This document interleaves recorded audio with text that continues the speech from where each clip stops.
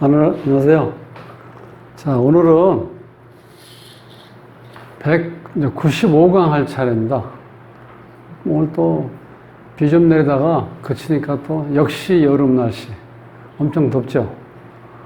자, 이제 195강이에요. 195강. 오늘 할 거는 기축일주에 대해서 공부해요. 기축일주. 자, 기축일주는 논밭가리로 허리 아픈 소. 이렇게 기억하시면 편합니다. 기축. 자, 요거는 소를 얘기하는 거죠. 요건 논밭이에요, 논밭. 논밭을 가는 소. 그렇게 하셔도 되고, 언 논밭, 한겨울에 땅 논밭으로 보셔도 되고. 그래서 기축은요, 12운성으로 보시면 이제 묘자리입니다, 묘. 12신살을 보면 화계. 그 다음에 축, 인, 오가 있을 때 그걸 우리가 탕화살이라고 그래. 불에 대인다, 어떤 총과 관련된 일, 혹은 염세주의, 죽고 싶다. 이런 말 자주 하는 사람들은 일지에 축이나 오나 인을 깔고 있는 사람들이 많아요.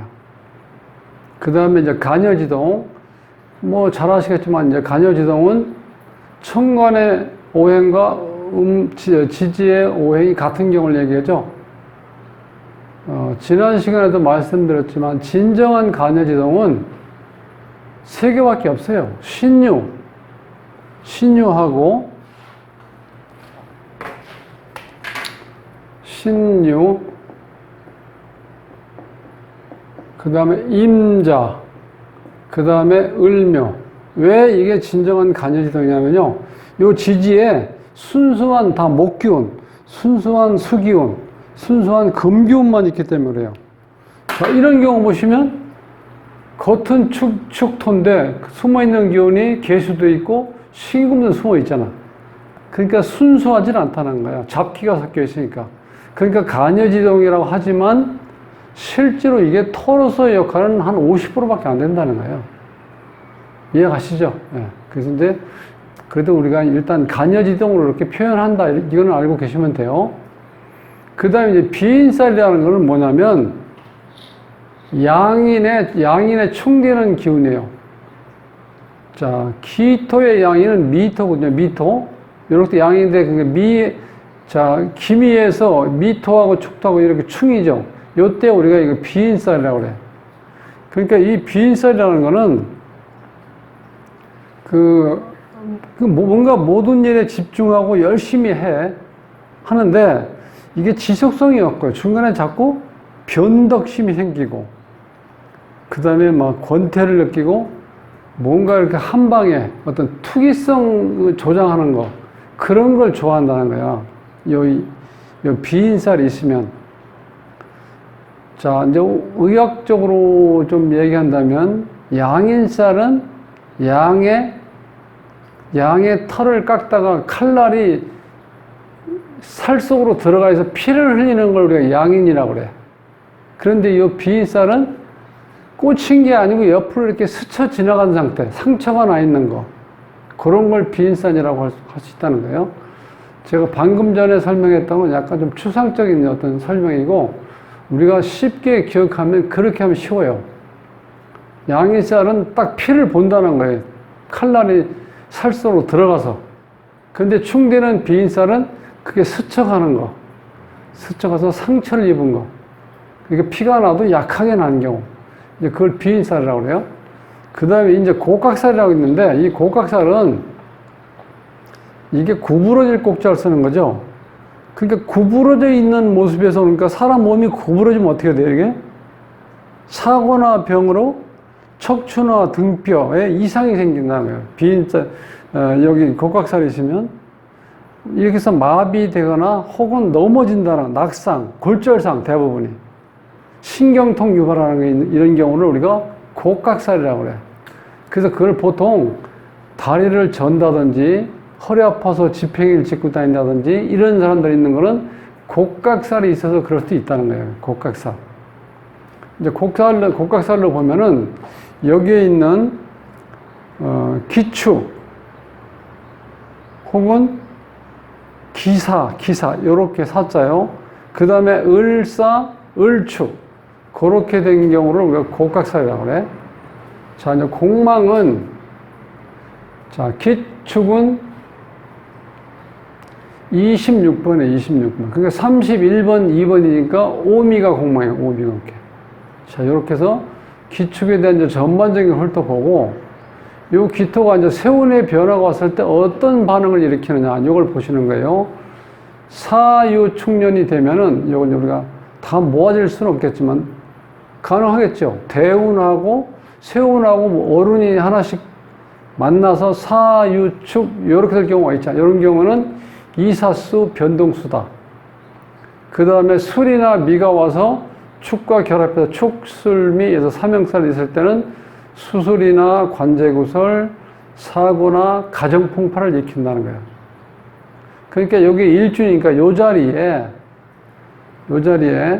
여기 이제 간여지동을 썼잖아요. 간여지동이 되면은 부부풍파를 일으킬 수가 있죠. 왜냐하면 이게 배우자가 와야 되는데 나와 똑같은 기운이 왔다는 건 배우자를 배척한다는 거죠. 아니면 이 축토가 기토의 마누라를 어떻게 넘는다고 볼 수도 있고. 그러니까 이게 여기서 나오는 게 뭐예요? 가정풍파를 일으킨다. 한명살이 있으면. 자, 5년이면 축은 원진이죠. 원진하고 기문하고 같이 겹쳐요. 이럴 땐 작용력이 강하게 일어난다고 제가 말씀드렸죠.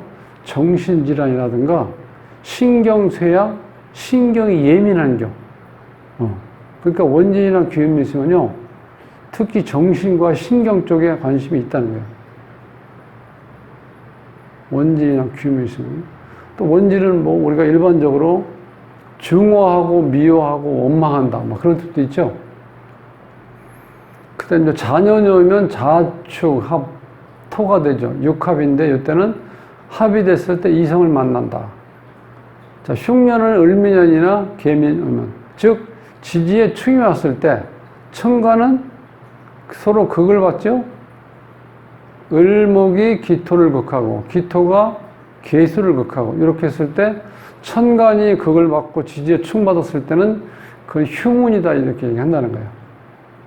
자, 이제 물상으로 기축은 논밭을 가는 소라는 거예요. 소. 이렇게 연상을 하세요. 그러면 소는 기본적으로 근면하고 성실하죠. 그래서 평생 궁핍하지는 않고 그 다음에 이게 다 음기이기 때문에 이 자체가 음기이기 때문에 음기가 강한다는 건 인정이 있고 그 다음에 좀 고지식해. 자, 이렇게 축축하고 뭔가 음한 기운이라는 건 우리가 좀 어렵다고 볼 수 있는 상황이 되죠. 그래서 어떤 종교라든가 어떤 신앙에 관심이 있다는 거예요. 그리고 이 축 자체가 사주에 있으면은요, 이렇게 사주에 있으면 이 사람은 허리 아프다고 보면 틀림없습니다. 특히 이제 나이가 한 40대 이상 되면은 허리 아픈 건 당연한 걸 보셔야 돼요. 왜? 여기 논밭을 가는 소가 허리가 안 아플 수가 없겠죠.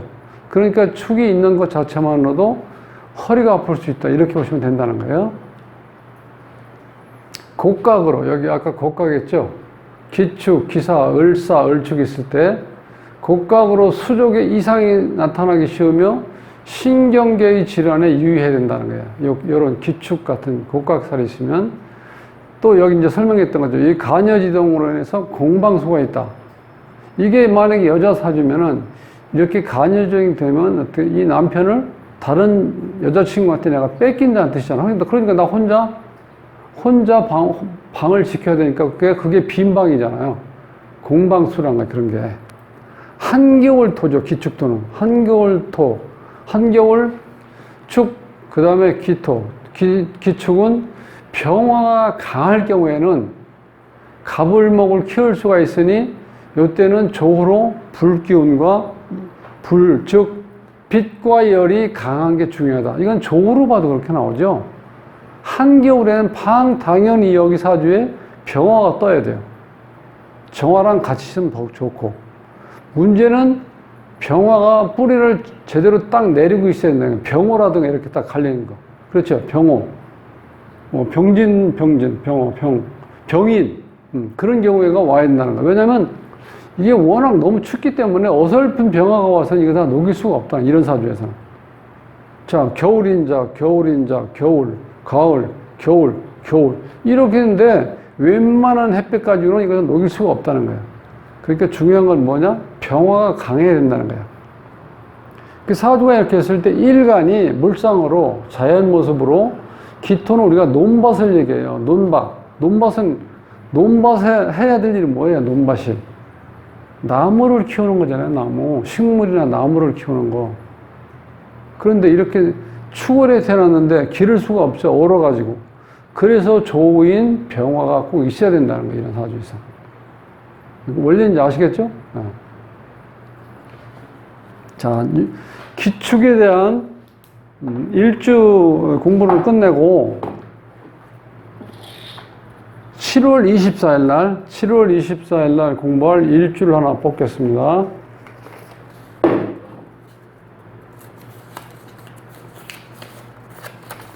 7월 4일 날은 을미 일주에 대해서 공부를 하겠습니다.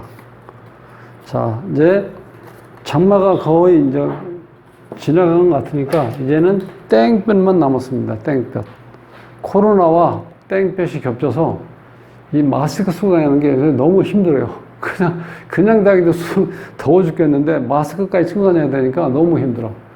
하여튼 이런 상황에서 우리가 건강에 유의하시고 어쨌든 또 여름도 나름대로 우리가 피할 수가 없으니까 여름 한 조각에도 즐길 수 있는 어떤 지혜를 가지시기 바랍니다.